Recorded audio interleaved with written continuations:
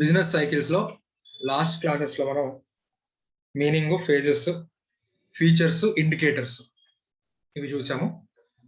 ఇప్పుడు కాజెస్ చూస్తాం. మనం బిజినెస్ సైకిల్స్ అసలు ఎందుకు అక్కరవుతాయి, రీజన్స్ ఏంటి అన్నదానికి మనకి internal causes, external causes. Internal with in the economy, with in the country, కొన్ని చేంజెస్ జరగడం వల్ల బిజినెస్ సైకిల్స్ అక్కడ అవుతున్నాయట. ఎక్స్టర్నల్ టు ద ఎకానమీ, కంట్రీకి ఎక్స్టర్నల్ ఫ్యాక్టర్స్ వల్ల కూడా మనకి బిజినెస్ సైకిల్స్ అనేవి వస్తున్నాయట. సో ఇది ఎకానమీ అనుకుంటే, సో ఎకానమీలో ఇంటర్నల్ ఫ్యాక్టర్స్ లో జరిగే చేంజెస్ వల్ల బిజినెస్ సైకిల్స్ అక్కడ అవుతున్నాయని చెప్తున్నారు. ఎకానమీకి ఎక్స్టర్నల్ ఫోర్సెస్ ఏవైతే ఉన్నాయో, ఎక్స్టర్నల్ ఫోర్సెస్ వల్ల కూడా బిజినెస్ సైకిల్స్ అనేవి అక్కడ అవుతున్నాయని చెప్తున్నారు. సో ఇంటర్నల్ కాజెస్ గురించి మనం చదువుకునే ముందు ఈ సైడ్ హెడ్డింగ్స్ అర్థం అవ్వాలి అంటే మనకు ఒక చిన్న బేసిక్ అర్థం కావాలి. సిబిఎస్ఈ నుంచి వచ్చిన వాళ్ళకైతే కనుక, సిబిఎస్ఈ కామర్స్ చదివి వచ్చిన వాళ్ళకైతే ఇప్పుడు నేను చెప్పేది తెలుస్తుంది. మిగిలిన వాళ్ళు జాగ్రత్తగా వినండి నాన్న.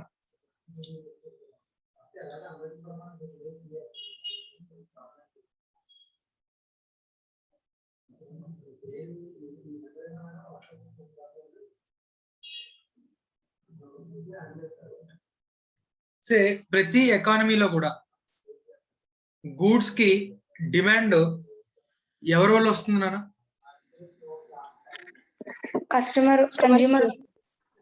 కస్టమర్స్, కన్స్యూమర్స్ అంటే house holds. So house holds. మరి గవర్నమెంట్ ఏం కొనట్లేదా? అందరూ మనలాంటి హౌస్ హోల్డ్స్ కొంటున్నాం, గవర్నమెంట్ ఏం కొనట్లేదా? గవర్నమెంట్ కొంటుందా? గవర్నమెంట్ కొంటుంది. మరి బిజినెస్ హౌసెస్ ప్రొడక్షన్ కి కొంటారు సార్.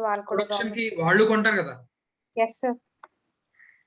సో వాళ్ళు చేసేదాన్ని, వాళ్ళు మిషనరీ కొన్నారు, లేదా ల్యాండ్ కొన్నారు, ఫ్యాక్టరీ కొన్నారు, వాటిని ఏమంటాం నాన్న? బిజినెస్ హౌసెస్ కొంటే వాటిని ఇన్వెస్ట్మెంట్స్ అంటాం. అవునా? ఇన్వెస్ట్మెంట్స్. సో అంటే డిమాండ్ అనేది హౌస్ హోల్డ్స్ ద్వారా డిమాండ్ వస్తే దాన్ని కన్జంప్షన్ అంటాం. దాన్ని ఏమంటాం నాన్న? కన్జంప్షన్. కన్జంప్షన్ కి అడిషనల్ గా డిమాండ్ ఇంకా ఎవరి వల్ల వస్తుంది? బిజినెస్ హౌసెస్ ద్వారా వస్తుందా? అంటే ఇప్పుడు డిమాండ్ పెరగడం అంటే రైట్ వర్డ్ షిఫ్టా, లెఫ్ట్ వర్డ్ షిఫ్టా?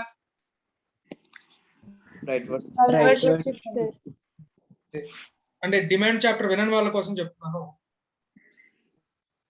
ప్రెసెంట్ ఇన్కమ్ లెవెల్లో అగ్రిగేట్ డిమాండ్ 10 యూనిట్స్ ఉందనుకున్నాం. ఓన్లీ హౌస్ హోల్డ్స్ పర్చేస్ చేస్తాం. ఇప్పుడు దానికి బిజినెస్ హౌసెస్ పర్చేస్ చేసేది కూడా యాడ్ చేస్తే 10 కంటే ఎక్కువ ఉంటుందా, 10 కంటే తక్కువ ఉంటుందా? ఎక్కువ ఉంటుంది. సో 10 కంటే ఎక్కువ, సే 15 అందాం. సో అంటే ఈ లైన్ ఏమవుతుందన్నా? రైట్ షిఫ్ట్ అవుతాం సార్. సో ఇప్పుడు నేను ఈ లైన్ కి ఏమని పేరు పెట్టచ్చు? C plus I. దీనికి అడిషనల్ గా ఇంకా డిమాండ్ దేని నుంచి వస్తా ఉంది? గవర్నమెంట్ నుంచి వస్తుంది. గవర్నమెంట్ పర్చేస్ నుంచి వస్తుంది. C plus I plus G. Right. ఇంకా మరి విత్ ఇన్ ద కంట్రీ కాకుండా మన బయట కంట్రీస్ నుంచి కూడా మనకి పర్చేస్ వస్తున్నాయా లేదా?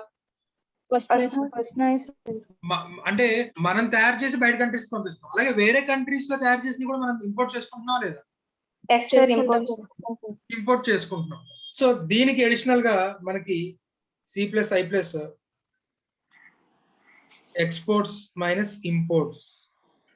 ఒకవేళ ఎక్స్పోర్ట్స్ ఎక్కువ ఉంటే రైట్ వర్డ్ షిఫ్ట్ అవుతుంది, ఇంపోర్ట్స్ ఎక్కువ ఉంటే లెఫ్ట్ వర్డ్ షిఫ్ట్ అవుతుంది. రైట్. ఇన్ డెప్త్ మనం సిఏ ఇంటర్ లో ఎకనామిక్స్ ఫర్ ఫైనాన్స్ లో చూస్తామండి. మనం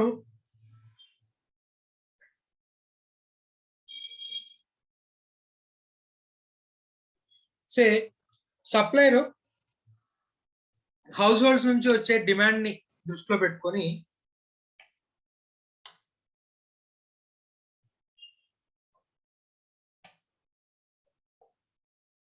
గూడ్స్ తయారు చేశాడు నాన్న.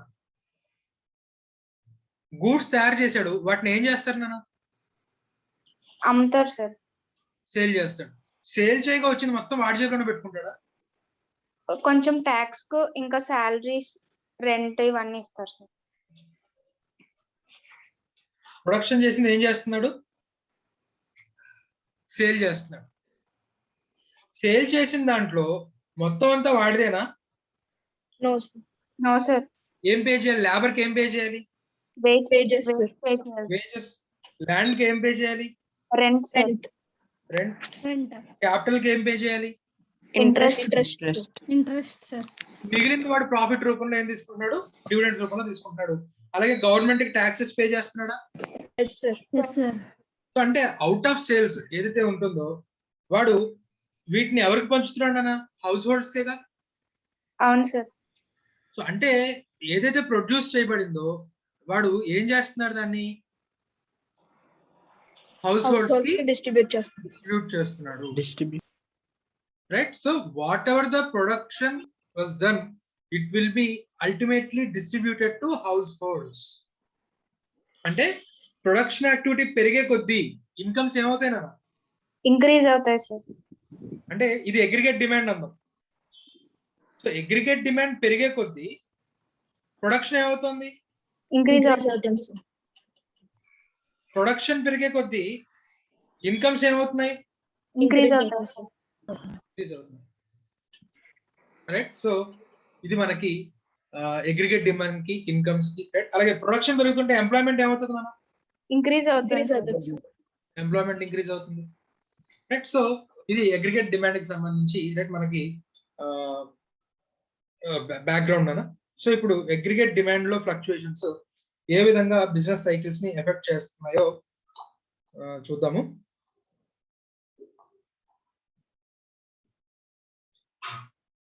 So first cause effective demand, fluctuation in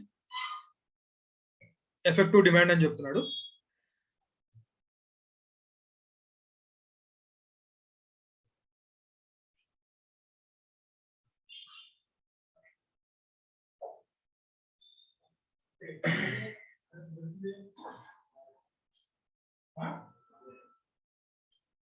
so ఇక్కడ ఈ పారాగ్రాఫ్ అంతా కూడా నేను ఇక్కడ డయాగ్రమాటికల్ గా చెప్తాను కదా.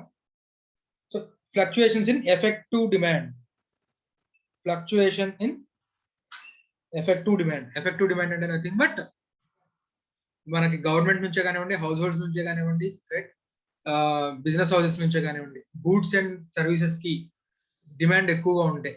రైట్. అలాగే ఎఫెక్టివ్ డిమాండ్ అంటే మనం డిమాండ్ చాప్టర్ లో చెప్తున్నాం. కొంటావా అంటే కొంటాను అంటే అది డిమాండ్ కాదు. వాడు కొనగలిగే శక్తి ఉండాలి, ఎబిలిటీ టు పే ఉండాలి, విల్లింగ్నెస్ టు పే ఉండాలి. Right. At that particular point of time, at that particular point of price అని చెప్పి చెప్పుకుంటాం. సో దాన్ని ఇక్కడ మనం ఎఫెక్టివ్ డిమాండ్ అని చెప్పుకుంటున్నాము. సో ఇక్కడ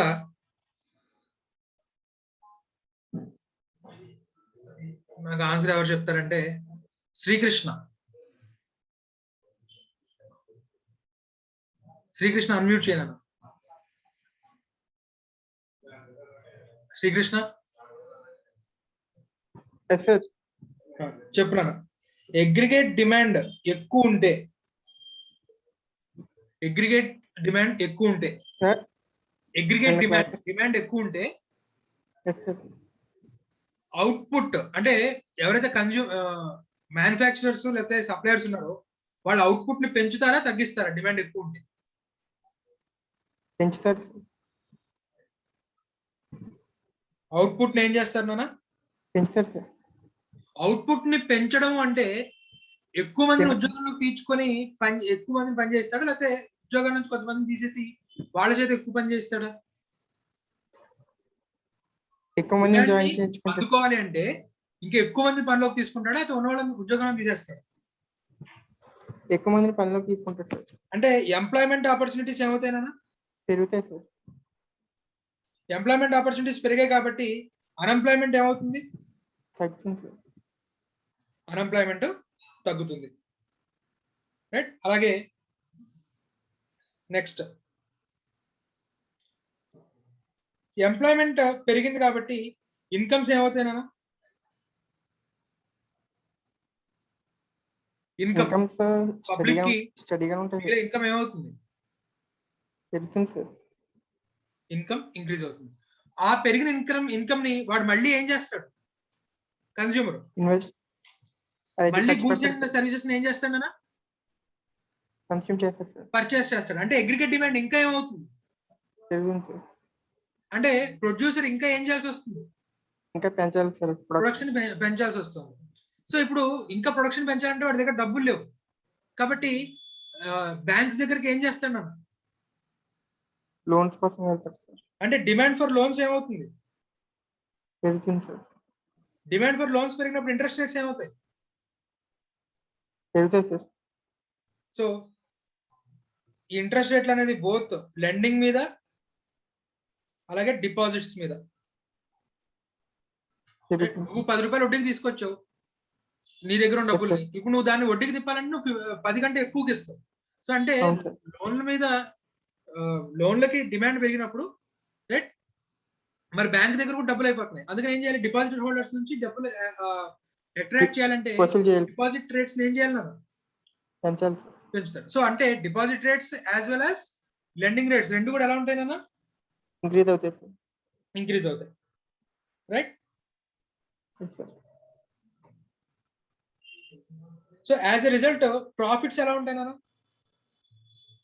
పెరుగుతాయి సార్. అప్పుడు ప్రాఫిట్స్ పెరిగినప్పుడు ఆ పర్టికులర్ కంపెనీ షేర్ ప్రైసెస్ ఏమవుతాయి? అవి కూడా పెరుగుతాయి సార్.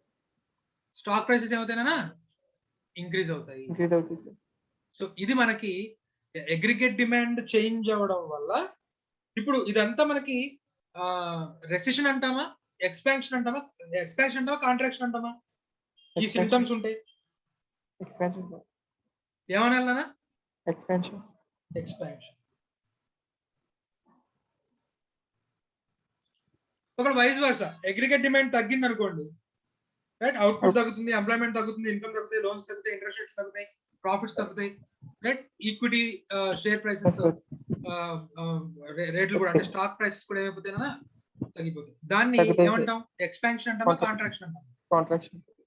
దానికి ఇంకొక పేరు కూడా ఏమని వచ్చినా? Depression. Yes, sir. Right. Yes, sir. ఇది డొమెస్టిక్ డిమాండ్ లో చేంజ్ వల్ల. డొమెస్టిక్ డిమాండ్స్ చేంజ్ వల్ల ఒకవేళ మన ఎక్స్పోర్ట్స్ తగ్గాయి అనుకోండి, సే ఫర్ ఎగ్జాంపుల్ ఎక్స్పోర్ట్స్ పెరగడం అంటే మన ఇండియాలో ప్రొడ్యూస్ చేయబడే గుడ్. నువ్వు ఒక మ్యూట్ చేశాను, వేరే వాళ్ళు అడుగుతాను. ప్రజ్ఞ, ఎక్స్పోర్ట్స్ పెరగడం అంటే మన కంట్రీలో ప్రొడ్యూస్ అయ్యే గూడ్స్ కి డిమాండ్ పెరగడమా తగ్గడం? పెరగడం సార్ మన కంట్రీలో. సో మన కంట్రీలో ప్రొడ్యూస్ అయ్యే గూడ్స్ యొక్క డిమాండ్ ఏమవుతుందనా? ఇంక్రీజ్ అంటే అవుట్పుట్ ఏమవుతుంది? ఇంక్రీజ్ అవుతుంది సార్. అంటే సేమ్ మళ్ళీ ఎంప్లాయ్మెంట్ ఇవన్నీ కూడా ఏమవుతాయన్నా? ఇంక్రీజ్ అవుతాయి సార్. ఇంక్రీజ్ అవుతాయి. అదే మన ఎక్స్పోర్ట్స్ తగ్గిపోతే డిక్రీజ్ అవుతాయి సార్. డిమాండ్ డిమాండ్ తగ్గడం ఇదంతా ఓకే. సరే, ఒకవేళ ఇంపోర్ట్స్ పెరిగాయి అనుకో, ఇంపోర్ట్స్ పెరుగుతున్నాయి, దాని అర్థం ఏంటి? అప్పుడు ఇంపోర్ట్ చేసుకుంటున్నాం అంటే మనం డబ్బులు ఎవరికి పే చేస్తాం? బయట కంట్రీస్ కి పే చేస్తున్నాం సార్. అదర్ కంట్రీకి పే చేస్తున్నాం. అంటే ఇండియాలో సంపాదించిన వెల్త్ ని ఎక్కడికి పంపించేస్తున్నావు? అదర్ కంట్రీస్ కి పంపిస్తున్నాం. అదర్ కంట్రీస్ కి. ఎక్కడ డిమాండ్ పెరుగుతుంది? Other countries demand. అదర్ కంట్రీలో. ఎంప్లాయ్మెంట్ ఆపర్చునిటీస్ ఎక్కడ క్రియేట్ అవుతున్నాయి? అదర్ కంట్రీస్ లో. అదర్ కంట్రీస్ లో. అంటే మన కంట్రీలో ఎంప్లాయ్మెంట్ ఆపర్చునిటీస్ ఆ మేరకు ఏమైపోతున్నాయి? డిక్రీజ్ అవుతున్నాయి. డిక్రీజ్ అవుతున్నాయి. Yes sir. సో అంటే ఇంపోర్ట్స్ పెరగడం వల్ల కూడా మన డొమెస్టిక్ గా మన ఇన్కమ్స్ తగ్గిపోతాయి. మనకి ఇక్కడ ఎంప్లాయ్మెంట్ ఆపర్చునిటీస్ ఇండియాలో క్రియేట్ అవ్వకుండా వేరే కంట్రీలో ఎంప్లాయ్మెంట్ ఆపర్చునిటీస్ క్రియేట్ అవుతాయి, రైట్. సో ఇలాంటి వాటి వల్ల కూడా మనకి బిజినెస్ సైకిల్స్ అనేవి ఎఫెక్ట్ అవుతాయి అని చెప్పి రైట్ మనకి ఫస్ట్ పాయింట్ లో చెప్తాను. Yes sir. రైట్. సో నేను ఒక్క 2 minutes టైం ఇస్తున్నాను. ఆ ఫ్లక్చుయేషన్స్ ఇన్ ఎఫెక్టివ్ డిమాండ్ చదవండి, అందరూ కూడా. రికార్డింగ్ పాజ్ చేస్తున్నాను. ఎప్పుడైతే ప్రాఫిట్స్ తగ్గిపోతున్నాయో షేర్ ప్రైసెస్ ఏమైపోతాయి? తగ్గిపోతాయి. షేర్ ప్రైసెస్ తగ్గుతున్నప్పుడు అలాగే షేర్స్ ని అట్టే పెట్టుకుంటాం, షేర్స్ ని అమ్మేస్తాం. షేర్స్ ని అమ్మేస్తే డబ్బులు వస్తాయి. ఆ డబ్బులు అలాగే డబ్బులు పట్టుకొని కూర్చుంటాం, ఇంకేదైనా ఇన్వెస్ట్మెంట్లు వెతుక్కుంటామా? ఇంకేదైనా ఇన్వెస్ట్మెంట్స్ డబ్బులు నీ చేతిలో పెట్టుకున్నాం అనుకున్నాను, డబ్బుల నుంచి ఏమన్నా మనకి ఏమన్నా ఇన్కమ్ వస్తుందా? No sir. కాబట్టి ఫిక్స్డ్ ఇన్కమ్ అంటే ఏ మనకి డిపాజిట్స్, బాండ్స్ ఇవి కొంటాం. సో అంటే బ్యాంకులు పిలవకపోయినా కూడా మన వీళ్ళు షేర్లు అమ్మేసి మరి డబ్బులు తీసుకెళ్ళి ఏం చేస్తున్నారు? ఫిక్స్డ్ డిపాజిట్స్ లో ఫిక్స్డ్ పెట్టారు. డిపాజిట్స్ చేస్తున్నారు. అంటే బ్యాంక్ కి అవసరం లేకపోయినా కూడా డిపాజిట్స్ వచ్చేస్తాయి. అలాంటప్పుడు బ్యాంక్ ఇంట్రెస్ట్ రేట్లు ఏం చేస్తున్నారు? తగ్గించేస్తారు.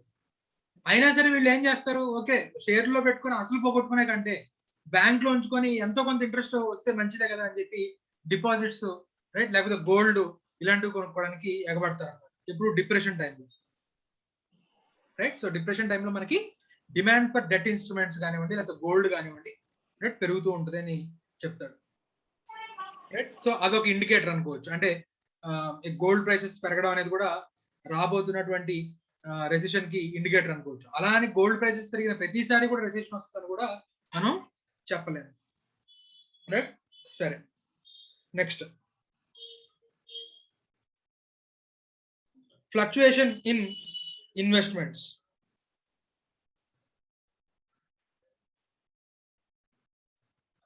సో ఆల్రెడీ మనం ఇందాక చెప్పుకున్నాము,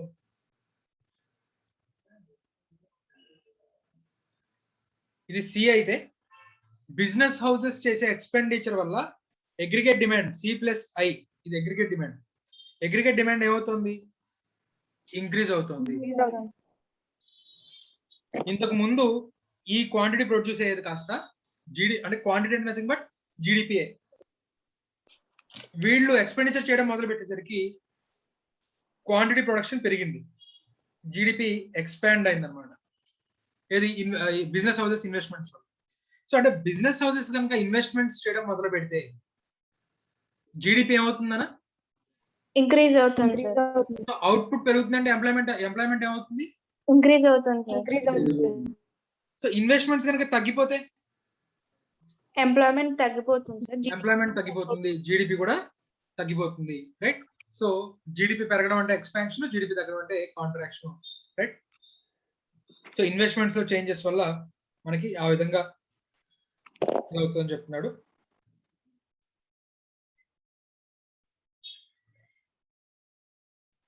సో ఎంటర్‌ప్రెన్యూర్స్ ఎప్పుడు ఇన్వెస్ట్ చేస్తారు? ఆ ఎకానమీలో ప్రాఫిట్స్ బాగా ఉండబోతున్నాయి, రైట్. ప్రాఫిటబిలిటీ అనేది వాళ్ళకి పాజిటివ్ గా కనిపిస్తే ఇన్వెస్ట్ చేస్తారు. ప్రాఫిటబిలిటీ సరిగ్గా కనబడట్లేదు అనుకోండి, ఇన్వెస్ట్మెంట్స్ చేయడం ఆపేస్తారు. అయితే ఉన్న ఇన్వెస్ట్మెంట్స్ కూడా వెనక్కి తీసుకెళ్తారు. ఉన్నవి కూడా వెనక్కి తీసుకుంటారు. సో అందుకే మనకి టెర్రరిస్ట్ కానివ్వండి, వీళ్ళు కానివ్వండి, ఎప్పటికప్పుడు ఈ బాంబ్ బ్లాస్టింగ్స్ వాట దీని ద్వారా ఏంటంటే ఈ కంట్రీ సేఫ్ కాదు అనే ఒక నోషన్ ఫారిన్ ఇన్వెస్టర్స్ కానివ్వండి, లేకపోతే ఉన్న కంట్రీలోనే ఇన్వెస్టర్స్ కానీ ఒకటి క్రియేట్ చేయడం వల్ల, ఒకటి క్రియేట్ చేయడం ద్వారా కొత్తగా వచ్చే ఇన్వెస్ట్మెంట్స్ ని తగ్గించి ఆ కంట్రీని దెబ్బతీయాలి అనే నోషన్ అన్నమాట, రైట్. సో ఇన్వెస్ట్మెంట్స్ పెరిగితే ఎంప్లాయ్మెంట్ పెరుగుతుంది, జనాల చేతిలో డబ్బులు పెరిగితే కంట్రీ స్పీడ్ గా గ్రో అయిపోతే వెళ్ళిపోతుంది, రైట్. డైరెక్ట్ గా యుద్ధం చేసి గెలవలేక ఏం చేస్తున్నారు, టెర్రరిస్టుల ద్వారా, రైట్, బాంబ్ బ్లాస్టింగ్స్ కానివ్వండి ఇలాంటివి చేయించి, right, this country is not safe for investments అనే నోషన్ ఇన్వెస్టర్స్ కి ఎప్పుడైతే కలుగుతుందో, ఫారిన్ ఇన్వెస్టర్స్ కానివ్వండి, లేకపోతే దేశంలో డబ్బులు ఉన్నటువంటి వాళ్ళే, రైట్, వాళ్ళ డబ్బులు జేబులో అయితే పెట్టుకుంటారు కానీ కొత్తగా ప్రాజెక్ట్స్ కడదాము, ఫ్యాక్టరీస్ కడదాము అని అయితే అనుకోరు, రైట్. సో అందువల్ల ఎకానమీ అనేది స్లో డౌన్ చేయడానికి వాళ్ళ ప్రయత్నం. సో ఇవి మనకి fluctuation in investments. Next variation in government spending ద్వారా కూడా గవర్నమెంట్ తన స్పెండింగ్ ని పెంచితే సేమ్ మనం ఇందాక చెప్పుకున్నట్టుగానే ఎంప్లాయ్మెంట్ పెరగడం ఇదంతా కూడా, రైట్. గవర్నమెంట్ తన స్పెండింగ్ తగ్గించింది అనుకోండి, రైట్, ఎంప్లాయ్మెంట్ ఆపర్చునిటీస్ అవి తగ్గిపోతూ ఉంటాయి, రైట్. గవర్నమెంట్ స్పెండింగ్ చేయడం అంటే నథింగ్ బట్ గవర్నమెంట్ రెండు రకాలుగా స్పెండింగ్ చేయించాలి. అందరికి ఫ్రీగా డబ్బులు ఇవ్వడం, లేదా పని చేస్తేనే డబ్బులు ఇవ్వడం. సో అంటే పనికి ఆహార పథకం ఉంది, right. So national rural employment, పని చేస్తే డబ్బులు ఇస్తారు. సో ఏదో ఒక పని ఆ నియోజకవర్గంలో ఎక్కడ ఏ పని లేకపోయినా, కాన్స్టిట్యుయెన్సీలో ఏ పని లేకపోయినా సరే ఏదో ఒక పని క్రియేట్ చేస్తారు. సో చెరువులు పూడికి తీయడం, లేదా రోడ్లు వేయడం, ఏదో ఒక పని క్రియేట్ చేసేసి దానికి ఆ లోకల్లో ఉన్న లేబర్ చేత పని చేయించి వాళ్ళకి డబ్బులు ఇస్తున్నారు. సో ఆ విధంగానూ గవర్నమెంట్ స్పెండింగ్ పెంచుతుంది, వాళ్ళ చేత డబ్బులు వెళ్తున్నాయి, ఆ వచ్చిన డబ్బులు వాళ్ళు ఖర్చు పెడతారు. లేదు ఫ్రీగా పనిచేయడం డబ్బులు, సో అలా ఫ్రీగా పంచినా కూడా అది గవర్నమెంట్ స్పెండింగ్. సో ఓవరాల్ గా గవర్నమెంట్ స్పెండింగ్ చేయడం వల్ల మనకి పబ్లిక్ స్పెండింగ్ పెరుగుతుంది, పబ్లిక్ స్పెండింగ్ పెరగడం వల్ల అగ్రిగేట్ డిమాండ్ పెరుగుతుంది, right?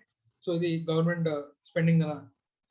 Next macro economic policies.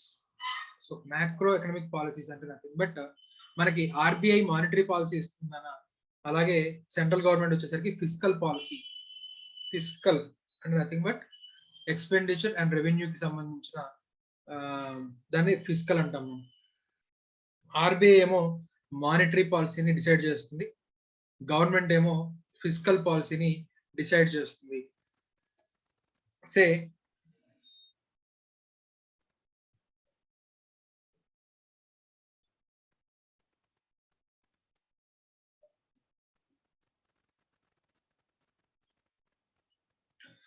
General గా నాన్న మానిటరీ పాలసీ అనేది ఇన్ఫ్లేషన్ ని కంట్రోల్ చేయడానికి యూజ్ చేసేటటువంటి ఒక టూల్. జనరల్ గా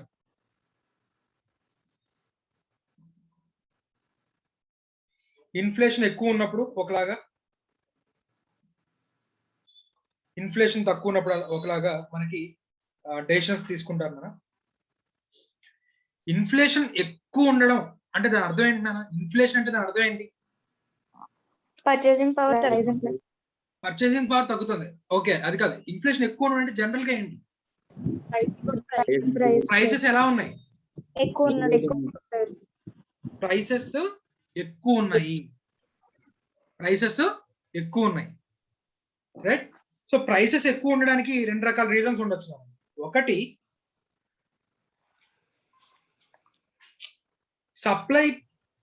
సప్లై కంటే కూడా డిమాండ్ పెరిగింది అనుకోండి. ఉన్న సప్లై కంటే కూడా డిమాండ్ పెరిగితే ప్రైస్ ఏమైంది నాన్న? ఇంక్రీజ్ అవుతుంది సార్.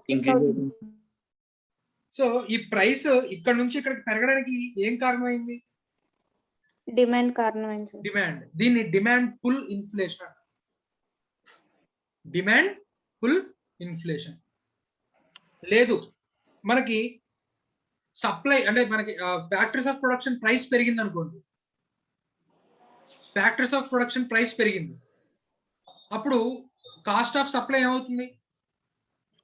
పెరుగుతుంది సార్. కాస్ట్ ఆఫ్ సప్లై పెరిగితే ప్రైసెస్ కూడా ఏం చేస్తారు? పెంచుతారు సార్.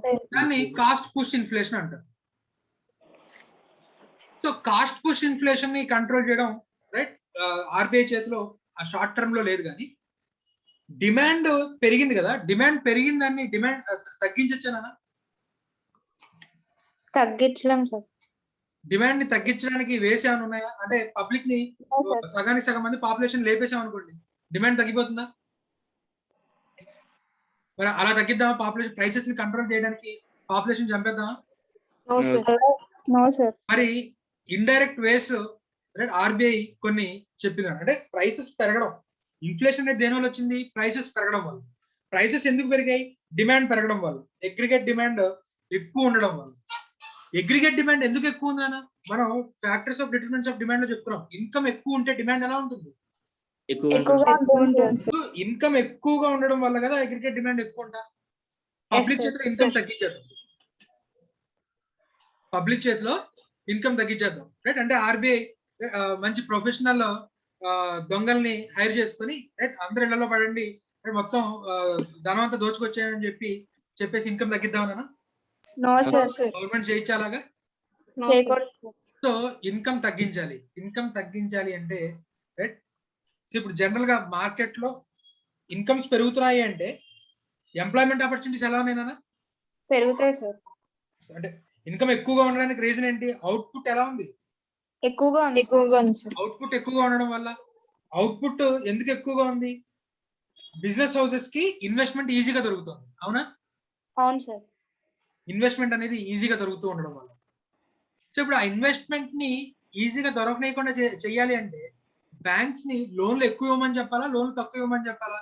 లోన్ తక్కువ ఇవ్వమని చెప్పాలి. లోన్లు తక్కువగా ఇవ్వమని చెప్పాలి, రైట్? సో అక్కడ అందుకని ఏం చేస్తుందంటే ఆర్బీఐ బ్యాంక్స్ దగ్గర ఉన్న మనీని ఆర్బీఐ తీసేసుకుంటుంది. బ్యాంక్స్ దగ్గర ఉన్న డబ్బుల్ని ఆర్బీఐ తీసేసుకుంటుంది. సో ఏ విధంగా తీసుకుంటుంది? Repo, reverse repo, CRR, SLR అని, అంటే బ్యాంక్స్ కలెక్ట్ చేసిన డిపాజిట్స్ లో కొంత పర్సెంటేజ్ ఆర్బీఐతో పెట్టాలి. సో ఆ పర్సెంటేజ్ పెంచింది అనుకోండి, నువ్వు 100 రూపాయలు డిపాజిట్ సేకరిస్తే అందులో 20 రూపాయలు నా దగ్గర ఉంచాలి అని ఆర్బీఐ చెప్పింది. ఇప్పుడు ఆ 20 రూపాయలు కాస్త 40 రూపాయలు చేసింది అనుకోండి, ఇంకా బ్యాంక్స్ దగ్గర లెండబుల్ అమౌంట్ ఎంత ఉంది?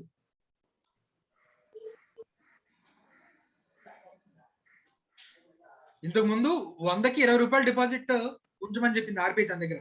అప్పుడు లెండబుల్ రిసోర్సెస్ ఎంత? 80 సార్. 80. ఇప్పుడు ఆ 20ని 40 చేసింది. ఇప్పుడు 60 ఉంటుంది సార్. ఇప్పుడు బ్యాంక్స్ దగ్గర లోన్స్ ఇచ్చేది అమౌంట్ ఎంత ఉంది? 60 సార్. 60 రూపీసే ఉంది. కానీ ఆ 60 రూపీస్ కోసం పోటీ పడే వాళ్ళు ఎంతమంది ఉన్నారు? ఎక్కువ మంది ఉంటారు సార్. ఎక్కువ మంది ఉన్నారు. అంటే మనీ సప్లై కంటే మనీ డిమాండ్ ఎలా ఉంది? ఎక్కువగా ఉంది. అంటే ఇంట్రెస్ట్ రేట్లు ఏమైపోతాయి? పెరిగిపోతాయి సార్. సో అప్పుడు ఆటోమేటిక్ గా మనీ డిమాండ్ ఏమైపోతుంది నాన్న? తగ్గుతుంది. అంటే ఇన్వెస్ట్మెంట్స్ ఏమైపోతాయి? తగ్గుతాయి సార్. సో ఇన్వెస్ట్మెంట్స్ ఎప్పుడైతే తగ్గిపోయాయో ఇన్కమ్ ఏమైపోతుంది? తగ్గిపోతాయి. ఇన్కమ్ తగ్గిపోవడం వల్ల అగ్రిగేట్ డిమాండ్ ఏమవుతుంది? అగ్రిగేట్ డిమాండ్ తగ్గడం వల్ల ప్రైసెస్ ఏమవుతాయి? తగ్గిపోతాయి సార్. సో అంటే ఇన్ఫ్లేషన్ ఏమవుతుందనా? డిక్రీజ్ అయిపోతుంది. డిక్రీజ్ అవుతుంది. కానీ ఈ ప్రాసెస్ లో ఉద్యోగాలు పోతాయో పోవా? పోతాయి సార్. దీన్ని అంటే ఇన్ఫ్లేషన్ ఎక్కువ ఉంది, దాన్ని కంట్రోల్ చేయడం కోసం గవర్నమెంట్ ఏదైతే బ్యాంక్స్ దగ్గర నుంచి డబ్బులు తీసేసుకుంటుందో, అంటే టైట్ మనీ పాలసీ అంటాం మనం. మానిటరీ పాలసీని టైట్ చేస్తుంది. మానిటరీ పాలసీని టైట్ చేయడం అంటే బ్యాంక్స్ దగ్గర డబ్బులు లేకుండా చేయడం. బ్యాంక్స్ దగ్గర డబ్బులు లేకపోవడం వల్ల ఎంటర్‌ప్రెన్యూర్స్ దగ్గర లేవు. సో ఎంటర్‌ప్రెన్యూర్స్ దగ్గర డబ్బులు లేకపోవడం వల్ల వాళ్ళ ఇన్వెస్ట్మెంట్స్ తగ్గించుకుంటారు. ఇన్వెస్ట్మెంట్స్ తగ్గించుకోవడం వల్ల కొత్త ఎంప్లాయ్మెంట్ ఆపర్చునిటీస్ క్రియేట్ అవ్వట్లేదు. సో అలా ఓవరాల్ గా అగ్రిగేట్ డిమాండ్ తగ్గిస్తున్న టైంలో ఎంతో కొంత ఎంప్లాయ్మెంట్ కూడా తగ్గిపోతూ ఉంటుంది. సో ఆ మానిటరీ పాలసీ కూడా మనకి ఎక్స్పాన్షన్ అండ్ కాంట్రాక్షన్ కి కారణం అవుతుంది. రైట్, ఇది వైస్ వర్సా. ఇన్ఫ్లేషన్ తక్కువ ఉన్నప్పుడు మనకి ఈజీ మనీ పాలసీ అంటే ఈజీగా లోన్స్ దొరికేలాగా చేయడం, ఇలాంటివి చేస్తుంది అన్న. సో దట్ అగ్రిగేట్ డిమాండ్ ని పెంచేలాగా చేస్తుంది. అంటే మానిటరీ సప్లైని పెంచడానికి ట్రై చేస్తుంది, మనీ సప్లైని మార్కెట్ లో పెంచడానికి ట్రై చేస్తుంది. So vice versa. ఇది మానిటరీ పాలసీ వల్ల మనకి expansion contraction. Next fiscal policy.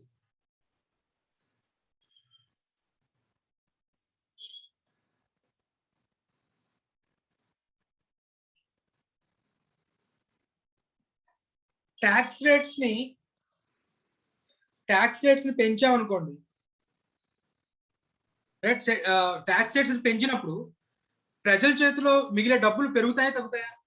తగ్గిపోతాయి సార్. ట్యాక్స్ రేట్స్ ని పెంచినప్పుడు ఇన్కమ్ ఏమవుతుందనా? తగ్గిపోతుంది. తగ్గుతుంది. అగ్రిగేట్ డిమాండ్ ఏమవుతుంది? అది కూడా తగ్గుతుంది సార్. అంటే ఎంప్లాయ్మెంట్ ఆపర్చునిటీస్ అవుతాయి, తగ్గుతాయి సార్. అంటే ఇది ఎక్స్పాన్షనా కాంట్రాక్షనా? కాంట్రాక్షన్స్. ఒకవేళ ట్యాక్సెస్ ని తగ్గించామనుకోండి, ప్రజల చేతిలో డబ్బులు ఏమవుతాయి?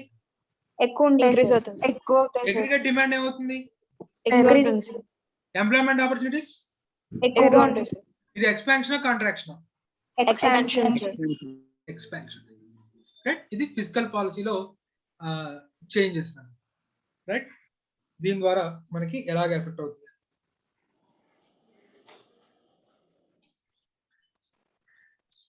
నెక్స్ట్ మనీ సప్లై గురించి చెప్తున్నారు. సో మనీ సప్లై సింపుల్ గా మార్కెట్ లో మనీ ఈజీగా దొరుకుతుంది అనుకోండి, అప్పు ఈజీగా దొరుకుతుంది అనుకోండి, ఎక్స్పాన్షన్ అంటే డిమాండ్ కూడా పెరుగుతుంది. రైట్, ఒకప్పుడు మనం ఇప్పుడంటే మనం ఏదైనా షోరూమ్కి వెళ్తే నీకు ఏసీ నచ్చింది, టీవీ నచ్చింది ఏదైనా, అంటే అక్కడికక్కడ నీకు లోన్ శాంక్షన్ చేస్తున్నారు, బజాజ్ ఫైనాన్స్ ఇలాంటి వాళ్ళు కొనుక్కొచ్చేస్తున్నారు. కానీ ఒకనొక రోజున ఒకనొకప్పుడు నువ్వు ఏదైనా ఏసీ కొనాలి, టీవీ కొనాలి, డబ్బులు లేవు, బ్యాంకుల చుట్టూ తిరిగి బాబు నా శాలరీ ఇంత, నాకు ఇంత లోన్ శాంక్షన్ చేస్తే పర్సనల్ లోన్ నేను కొనుక్కుంటాను అని చెప్పి బ్యాంకుల చుట్టూ తిరగాలి. రైట్, అప్పట్లో లోన్ ఇంత ఇప్పుడు ఉన్నంత ఈజీగా దొరకలే. కాబట్టి ఒకప్పుడు మనకి జీడిపి చాలా తక్కువ ఉన్నాయి, ఇప్పుడు మనీ సప్లై ఎక్కువ ఉంది. మనీ సప్లైని ఆర్బీఐ చాలా ఈజీ చేసి, సో ఆటోమేటిక్ గా మనకి జీడిపి కూడా ఎక్కువ ఉంటుంది. Expansionary policy. Right, money supply ఈజీగా ఉండి లిక్విడ్ మనీ మానిటరీ పాలసీ అయితే కనుక ఎక్స్పాన్షన్ స్టేజ్ లో ఉంటాము. టైటర్ మనీ పాలసీ అయితే కనుక రైట్ మనకి కాంట్రాక్షనరీ స్టేజ్ లో ఉంటాము. రైట్, అలాగే సైకలాజికల్ ఫ్యాక్టర్స్, ఎప్పుడైతే కన్స్యూమర్ భయపడుతున్నాడు డబ్బులు ఖర్చు పెట్టడానికి, ఇప్పటిదాకా విచ్చలవిడిగా ఖర్చు పెడుతున్నాడు, కానీ వాడికి ఎందుకో డౌట్ వచ్చింది, నెక్స్ట్ మంత్ నాకు ఉద్యోగం ఉంటుందా లేదా, నెక్స్ట్ ఇయర్ నా ఉద్యోగం ఉంటుందా లేదా, లేదా నెక్స్ట్ ఇయర్ నా శాలరీలో తగ్గుతాయేమో, ఇలాంటిది ఏదైనా భయం ఏర్పడిందే అనుకోండి, బట్ వాడు ఖర్చు పెట్టడం తగ్గిస్తాడు, వీడు ఇంకో 10 మందిని భయపెడతాడు. సో ఆటోమేటిక్ గా ఈ సైకలాజికల్ ఫ్యాక్టర్ ఏమవుతుందంటే జనాలు ఖర్చు పెట్టడం మానేస్తారు. ఎప్పుడైతే జనాలు ఖర్చు పెట్టడం మానేస్తారో అగ్రిగేట్ డిమాండ్ తగ్గిపోతుంది. అగ్రిగేట్ డిమాండ్ తగ్గిపోతే నెమ్మదిగా ఉద్యోగాలు పోతాయి, రైట్. ఓవరాల్ గా జీడిపి కూడా తగ్గుతుంది, కాంట్రాక్షనరీ స్టేజ్ స్టార్ట్ అవుతుంది, రైట్. అలాగే at the same time business houses అంటే ఎంటర్ప్రెన్యూర్స్ ఎవరైతే ఉన్నారో, రైట్, వాళ్ళు కూడా ఇప్పటికే బిజినెస్ అనేది ఇక మీద ప్రాఫిటబిలిటీ ఎక్కువగా ఉండకపోవచ్చు, రైట్. మనం ఇంకా ప్రొడక్షన్ ని ఎందుకంటే ఎక్కువ చేయొద్దు, రైట్. ఇంతకు ముందు ఒక నెలలో ప్రొడ్యూస్ చేసింది ఒక 10 days అంతా ప్రొడ్యూస్ చేస్తే దాన్ని సేల్ చేయడానికి ఒక 1 month పట్టేది, కానీ ఇప్పుడు 10 days లో ప్రొడ్యూస్ చేసింది సేల్ అవడానికి 2 months పడతా ఉంది, రైట్. అంటే జనాలు తగ్గించడం మొదలు పెట్టారు, రైట్. మనం ఇంత ప్రొడ్యూస్ చేయకూడదని చెప్పి వాడు భయపడి తగ్గించడం, ప్రొడక్షన్ తగ్గించాడు అనుకోండి, ఈ ఎఫెక్ట్ ఇంకో ఇండస్ట్రీ మీద, ఆ ఎఫెక్ట్ ఇంకో ఇండస్ట్రీ మీద, అది పర్వేసివ్ నేచర్ కాబట్టి, రైట్. ఒక్కొక్క ఇండస్ట్రీ దెబ్బతింటూ జీడిపి అనేది తగ్గిపోతూ ఉంటుంది, రైట్. సో లేదు ఇప్పుడు ఎప్పుడైతే లేదు కన్స్యూమర్స్ కాన్ఫిడెంట్ గా ఉన్నారు, ఓకే నా ఇన్కమ్స్ ఇలాగే ఉంటాయి, నా ఉద్యోగం ఎక్కడికి పోదు, నా ఇన్కమ్ లెవెల్స్ ఇలాగే ఉంటాయి అన్నప్పుడు వాడి ఖర్చును ఎప్పుడు కూడా తగ్గించడు, రైట్. లేదు ఇప్పటికే ఇంతకు ముందు ఉన్న ప్రైసెస్ మీదకి ఇప్పుడు అన్ని తగ్గిపోయి, రైట్. ఇంతకు ముందు మనం ఏదైనా ఫారెన్ ట్రిప్ కి వెళ్ళాలంటే 1,00,000 రూపాయలు ఖర్చు అయ్యేది, ఇప్పుడు 30,000కి వెళ్ళగలుగుతాం, రైట్. ఓకే ఇప్పుడు వెళ్ళొచ్చేద్దాం. సో ఇంకా నెమ్మదిగా వాళ్ళు ఈ ఇప్పటిదాకా లగ్జరీ ఖర్చు పెట్టడం ఆపింది ఏదైతే ఉందో, వీళ్ళు ఇక్కడ నుంచి ఖర్చు పెట్టడం మొదలు పెడుతున్నారు, ఎందుకంటే ఒకప్పటితో పోల్చుకుంటే ప్రైసెస్ తగ్గాయి అండ్ ఎకానమీ మీద వాళ్ళకి నమ్మకం కలుగుతుంది, ఓకే నా ఉద్యోగం పోయే ఛాన్స్ అయితే లేదు అని, రైట్. అలాంటి నమ్మకం ఎప్పుడైతే కలిగి వాడికి కొంచెం ధైర్యం వచ్చిందో వాడు మళ్ళీ ఖర్చు పెట్టడం మొదలు పెడతాడు, రైట్. అప్పుడు మళ్ళీ మనకి ఎకానమీ అనేది పుంజుకోవడం స్టార్ట్ అవుతుంది, మళ్ళీ అప్ టర్న్ తీసుకోవడం స్టార్ట్ అవుతుంది అని చెప్పి, రైట్. అలాగే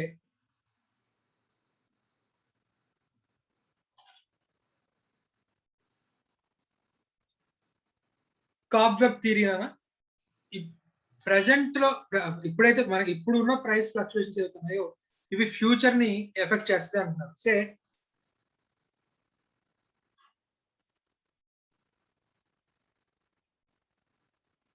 ఇవాళ రోజున ప్రైసెస్ తగ్గిపోయినాయి, ఈ ప్రైస్ ఉండాలి, కానీ ఈ ప్రైసెస్ తగ్గిపోయి వేరియస్ రీజన్స్ వల్ల ప్రైసెస్ తగ్గిపోవడంతో సప్లయర్స్ పెరుగుతారనా తగ్గుతారా? తగ్గిపోతారు సార్.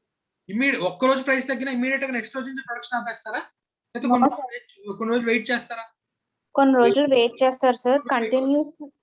సో ఇలాగే కంటిన్యూ అవుతే ఫ్యూచర్ లో ఏమవుతుంది?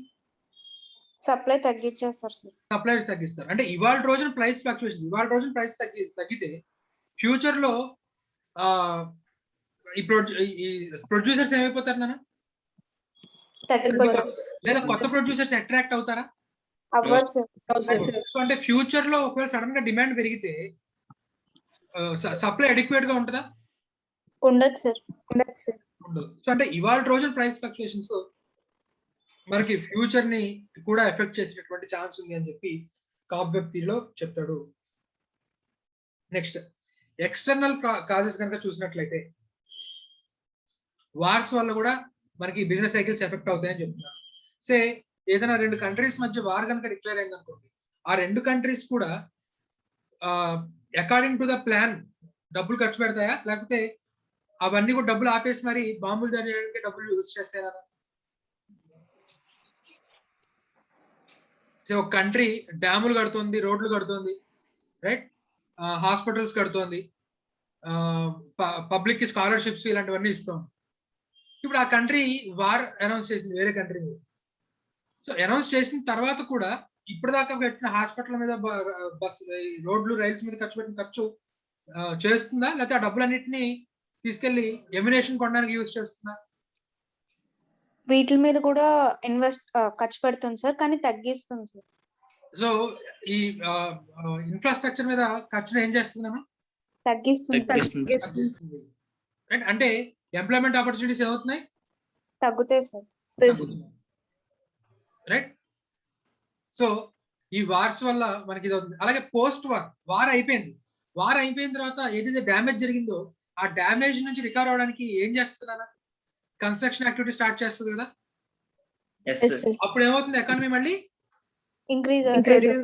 ఎక్స్పాన్షన్ స్టేజ్ లోకి వెళ్తుంది. Right. Yes sir. Next technology shocks. Sudden గా టెక్నాలజీ డెవలప్ అయింది అనుకోండి. సో ఇప్పుడు జియో రావడమే 4G నెట్వర్క్ తో వచ్చింది. ఇప్పుడు మిగిలిన సెక్టర్స్ మిగిలిన కాంపిటీటర్స్ కూడా 4G ఇమీడియట్ గా తీసుకురావాల్సిన అవసరం వచ్చిందిగా. అవును Yes, సార్. Yes, అంటే sir. సడన్ గా వాళ్ళ ఎక్స్పెండిచర్ ఏం చేశారు? ఇంక్రీజ్ Increase చేశారు. చేశారు, sir. Yes, అంటే yes, sir. కొత్త టెక్నాలజీ రావడం వల్ల ఆ కొత్త టెక్నాలజీని ఎక్వైర్ చేయడానికి ప్రతి ఒక్కళ్ళు కూడా ఎక్స్పెండిచర్ ఏం చేస్తారు మనం? పెంచుతున్నారు సార్. పెంచుతున్నారు, sir. సో దానివల్ల Sir. అక్కడ ఎంప్లాయ్మెంట్ ఆపర్చునిటీస్ ఏమవుతాయి? ఇంక్రీజ్ అవుతుంది. Increase అవుతాయి, sir. Which will leads to expansion. Yes, sir. Clear. Next natural factors. Floods ఇలాంటివి ఏమైనా ఎక్కువ ఉన్నాయి అనుకోండి, లేదా డ్రాట్స్ ఎక్కువ ఉన్నా కూడా ఫుడ్ అనేది అంటే అగ్రికల్చర్ సెక్టర్ ఎఫెక్ట్ అవుతుంది. ఎప్పుడైతే అగ్రికల్చర్ సెక్టర్ ఎఫెక్ట్ అయిందో, అగ్రికల్చర్ సెక్టర్ యూజ్ చేసేటువంటి ఇండస్ట్రియల్ అవుట్పుట్స్ అంటే ట్రాక్టర్లు, హార్వెస్టర్స్, ఫర్టిలైజర్స్ ఇలాంటి వాటికి డిమాండ్ ఉంటుందన్న. ఉండదు సార్. No, sir. ఉండదు, sir. ఒక వర్ష పెట్టి 4 సంవత్సరాలు వర్షాలు లేవు, అటువంటిప్పుడు డిమాండ్ ఫర్ ట్రాక్టర్స్, ఫర్టిలైజర్స్ ఇవన్నీ ఏమవుతాయి? తగ్గిపోతాయి సార్. అంటే ఈ ట్రాక్టర్ ఇండస్ట్రీలో, ఫర్టిలైజర్స్ ఇండస్ట్రీలో ఉద్యోగాలు ఉంటాయి పోతాయి. పోతాయి, sir. పోతాయి, sir. అక్కడ ఉద్యోగాలు పోయిన వాళ్ళు వాళ్ళ ఖర్చును తగ్గిస్తారే పెంచుతారు? తగ్గిస్తారు. సో వాళ్ళు ఖర్చు తగ్గిస్తారు, తగ్గించడం వల్ల ఆ ఎఫెక్ట్ వేరే ఇండస్ట్రీ మీద పడుతుందా లేదు? పడుతుంది, sir. పడుతుంది, sir. ఈ టూరిజం సెక్టర్ మీద లేదా ఈ ఎంటర్టైన్మెంట్ సెక్టర్ మీద ఆ ఎఫెక్ట్ పడుతుంది. సో అక్కడ ఇంకొన్ని ఉద్యోగాలు పోతాయి. రైట్. సో మళ్ళీ ఆ ఎఫెక్ట్ ఇంకెవరి మీద పడుతుంది. సో అలాగా ఇది మనకి పర్వేసివ్ ఎఫెక్ట్ వల్ల ఓవరాల్ గా అంటే వర్షాలు పడకపోవడం వల్ల ఓవరాల్ గా ఎకానమీ అయితే అగ్రికల్చర్ సెక్టర్ ఎఫెక్ట్ అవ్వాలి. మిగిలిన సెక్టర్లు ఎందుకు ఎఫెక్ట్ అయ్యాయి అంటే మనం ఆల్రెడీ చెప్పుకున్నాం, బిజినెస్ సైకిల్స్ ఏవే పర్వేసివ్ ఎఫెక్ట్. ఒక సెక్టర్ ఎఫెక్ట్ అవడం వల్ల ఇంకో సెక్టర్ కూడా ఎఫెక్ట్ అవుతుంది. మోర్ ఆర్ లెస్ సేమ్ ఇదే సెక్టర్ ఎంత ఎఫెక్ట్ అయిందో అంతే ఎఫెక్ట్ అవ్వడం లేదు. మోర్ ఆర్ లెస్ అయితే ఖచ్చితంగా ఎఫెక్ట్ అవుతుంది. ఒక సెక్టర్ లో మొదలైన ఫ్లక్చుయేషన్ ఇంకో సెక్టర్ కూడా అది తాకుతుంది అని చెప్పి మనం టీచర్స్ తో చెప్తున్నాము. రైట్. సో వర్షాలు పడకపోవడం లేదా ఫ్లడ్స్ అనే కారణం అగ్రికల్చర్ సెక్టర్ ఎఫెక్ట్ అయితే అది అల్టిమేట్ గా ఓవరాల్ గా ఎకానమీ మీద ఎలా ఎఫెక్ట్ పడుతుంది అనేది మనకి ఇక్కడ చెప్తున్నాడు. నెక్స్ట్ పాపులేషన్ గ్రోత్ రేట్ మరీ ఎక్కువగా ఉందనుకోండి, పర్ క్యాపిటల్ ఇన్కమ్ ఏమైపోతుంది? పర్ క్యాపిటల్ ఇన్కమ్ ఫార్ములా ఏంటి? Decrease అవుతుంది. National income divided by population. Population పెరిగే కొద్ది, డినామినేటర్ పెరిగే కొద్ది పర్ క్యాపిటల్ ఇన్కమ్ ఏమైపోతుంది? తగ్గిపోతుంది, sir. తగ్గుతుంది, sir. So per capital income తగ్గితే అగ్రిగేట్ డిమాండ్ ఏమవుతుంది? తగ్గుతుంది సార్. తగ్గుతుంది, sir. తగ్గుతుంది, sir. ఎంప్లాయ్మెంట్ ఆపర్చునిటీస్ ఏమవుతాయి? తగ్గుతుంది, sir. తగ్గిపోతుంది. సో ఇది పాపులేషన్ గ్రోత్ అనేది మనకి మనకి బిజినెస్ సైకిల్స్ ని ఎలా ఎఫెక్ట్ చేస్తుంది అనేది చెప్తాను. Next relevance of business cycles in the decision making.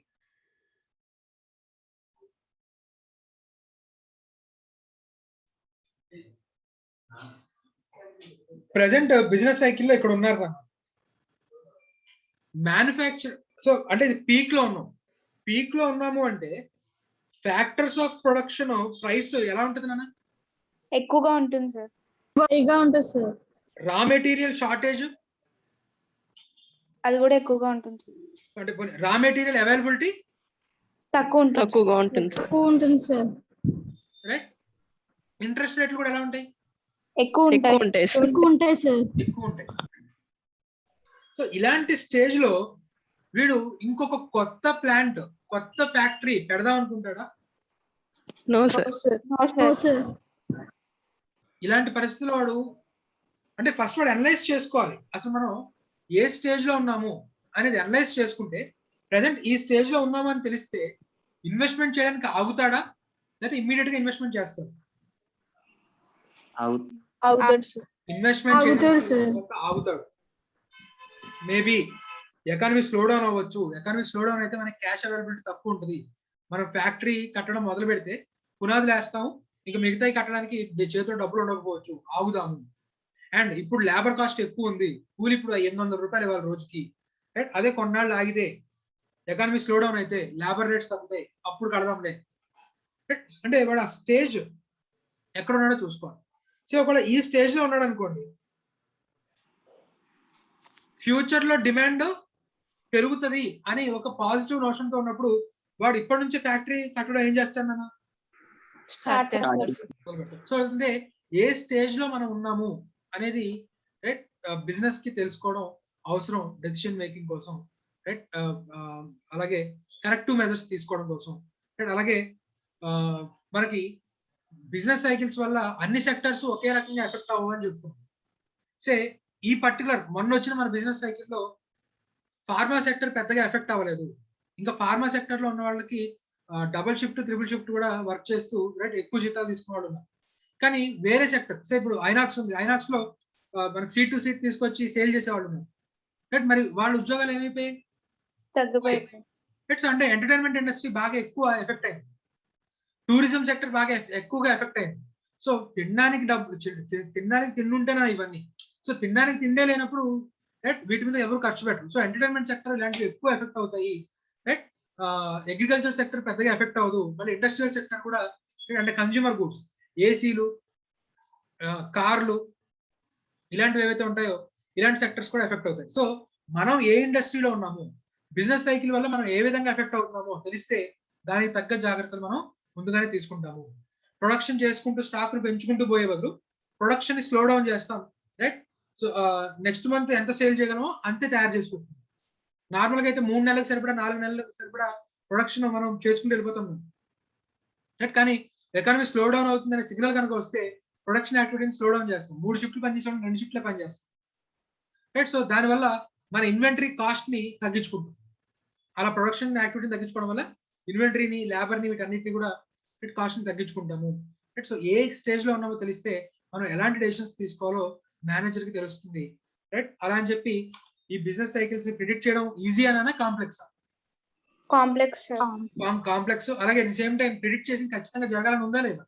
లేదు సార్, జరగచ్చు జరగకపోవచ్చు. జరగకపోవచ్చు. కానీ మనం జస్ట్ అట్లీస్ట్ డెసిషన్ తీసుకునేటప్పుడు ఇన్ఫార్మ్ డెసిషన్, ఓకే నేను ఈ డెసిషన్ ఎందుకు తీసుకుంటున్నాను అనే దాన్ని చెప్పుకోవడానికైనా సరే మనకి బిజినెస్ సైకిల్స్ అనేవి ఉపయోగపడతాయి. అలాగే పాస్ట్ ట్రెండ్స్ ని అనలైజ్ చేసి ఓకే లాస్ట్ టైం ఇలా జరిగింది, జరిగినప్పుడు ఈ విధంగా జరిగింది కాబట్టి ఈసారి కూడా జరిగే ఛాన్స్ ఉంది రైట్ అని చెప్పి మనం ఒక సేఫ్ బెట్ తీసుకోవడానికి ఛాన్స్ ఉంటుంది రైట్. సో ఇది మనకి relevance of business cycles in business decisions లోనా. సో ఒకసారి చాప్టర్ మొత్తం చదివి బిట్స్ ఆన్సర్ చేయండి.